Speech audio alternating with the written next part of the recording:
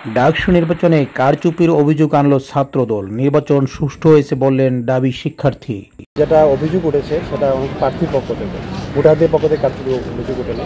প্রশাসনকে আমি করছি এবং কোনো ক্রমিক নম্বর এই ব্যালট পেপারে ছিল না, এবং এই যিনি আছে যে এই ব্যালট পেপার ওইখানে অরক্ষিত অবস্থায় দেখেছে, সেখানে সিসি ফুটেজ আছে, সেগুলোকে আপনারা কালেক্ট করে, কারণ ক্রমিক নম্বর না থাকায়, ব্যালট পেপার অরক্ষিত অবস্থায় থাকায় ভোটের উপস্থিতি এবং ভোটারদের উপস্থিতি এবং ভোট করার হারের যে অসামঞ্জস্যতা, সবকিছু মিলিয়ে অবশ্যই আমরা কারচুপি দৃষ্টান্ত অনেকটা দিয়ে দিয়েছি, বাকিটা বের করার দায়িত্ব আপনাদের।